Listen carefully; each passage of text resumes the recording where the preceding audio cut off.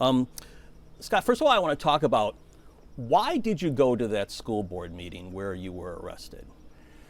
I went to that school board meeting because my daughter had been sexually assaulted a few weeks prior.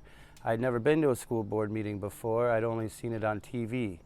I wanted to go see what all the nonsense was all about that I'd been seeing and reading about. I wanted to see it in real life because my family had just unfortunately been pulled into this nightmare.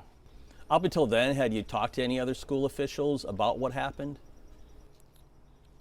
No, well, I mean, we talked to school officials when it happened, but no, they abandoned us. So was your intention to speak to the board there, or was your intention just to go and observe what was going on? My intention was to just go and observe what was going on. However, once I got in there, I'd never been to a school board meeting again, so once I got there, I did have two different colored tickets, and I was told one of them was to speak, but the thing went chaotic. Right. Did you want to speak or not?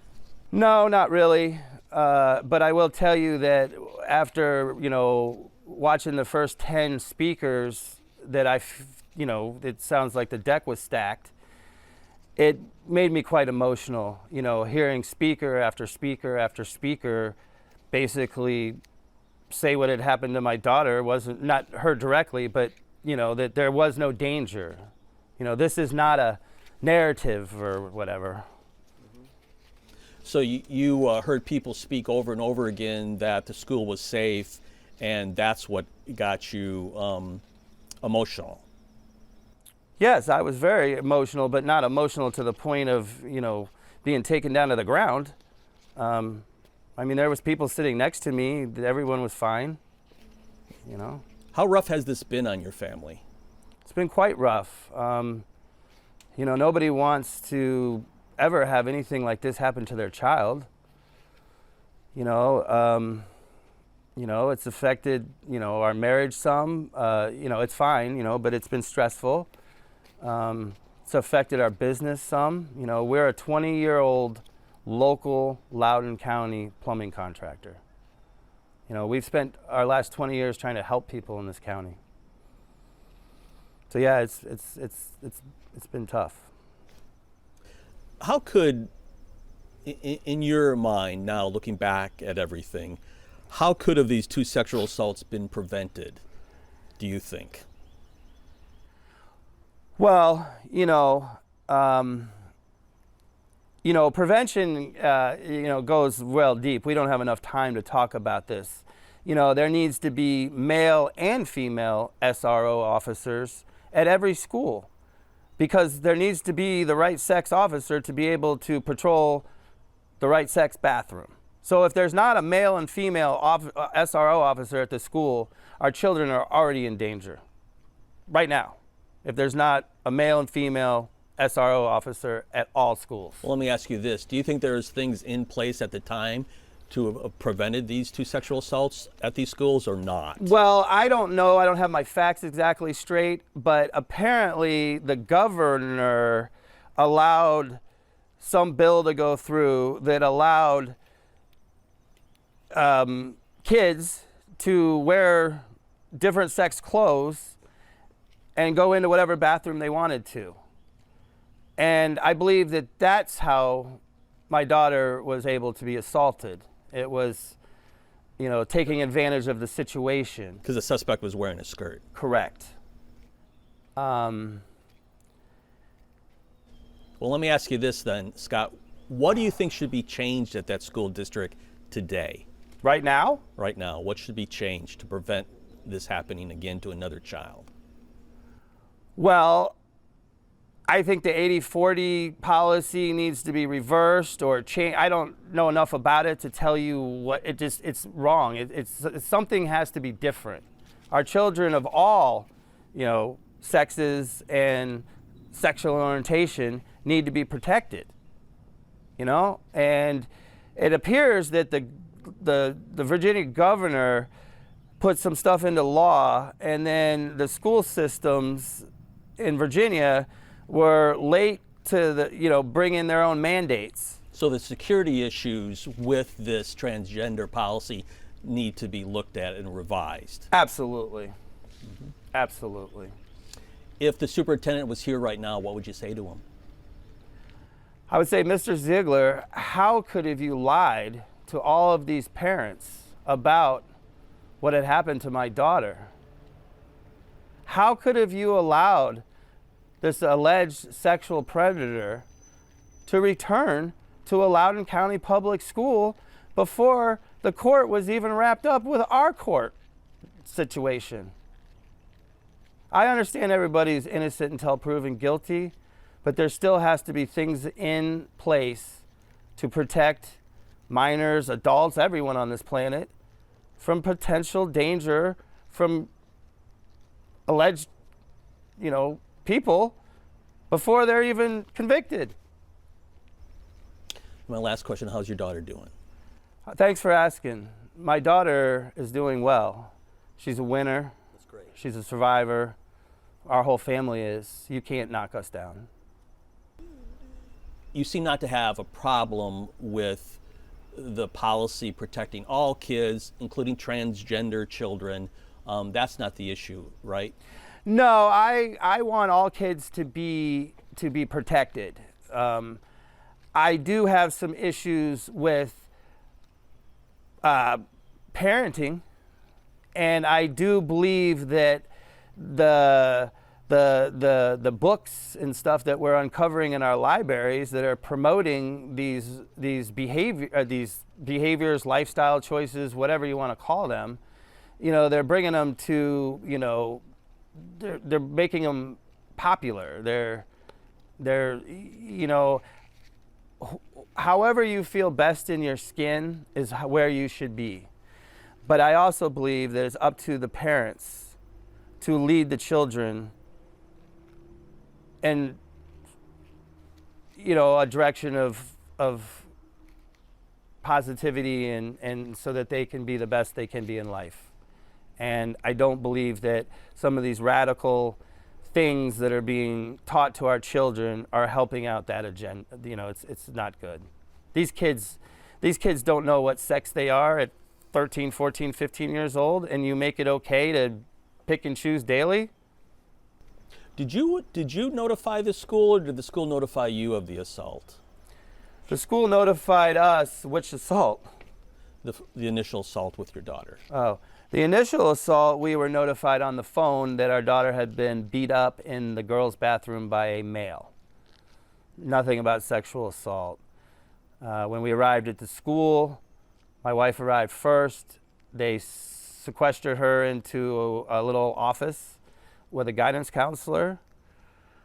My wife has reported that my wife, my daughter, and the guidance counselor were not allowed to talk about what had happened.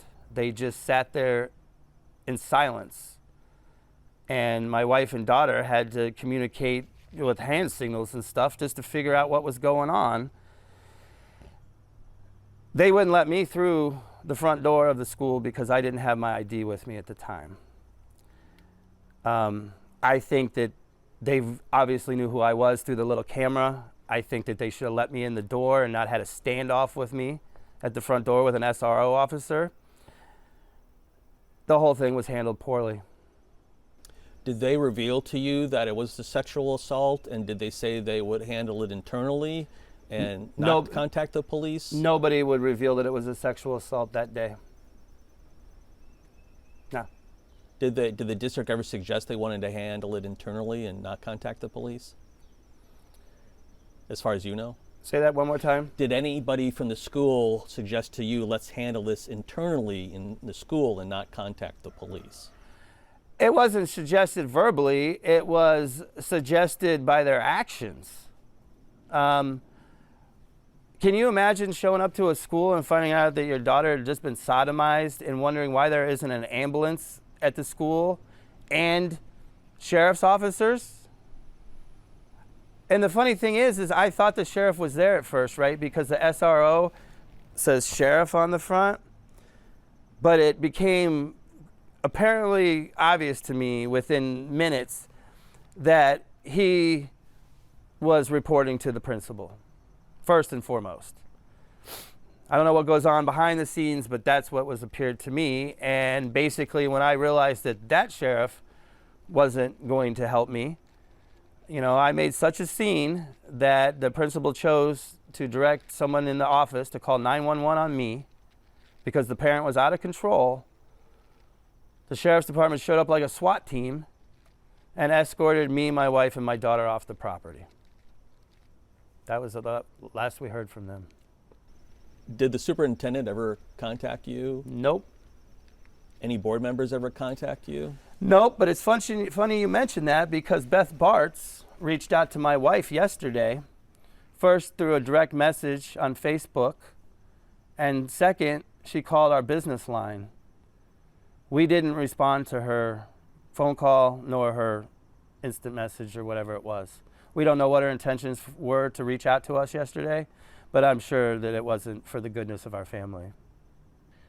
My anger right now, ebbs and flows depending on, what's going on. But, the anger was real strong, back in, June. And then all summer long when we couldn't get therapists, we couldn't get, just a mess. So my anger was hot. But once I saw that my daughter was starting to respond to the treatments and therapies, and I started to realize that, my customer base was standing behind us and our friends were standing behind us, my anger started to go away, and I started to try to figure out how to make this a positive situation. But then the phone rang last Thursday night, and we were told that there's a rumor going around social media that the same boy that sexually assaulted my daughter had just done it again at a different high school. And you think that kid never should have been in the school district? We were told, or under the impression, that that student was on in-house arrest with an ankle bracelet and would not be returning back to Loudoun County Public Schools if there was a verdict of guilty, and not until the court was done. And who told you that?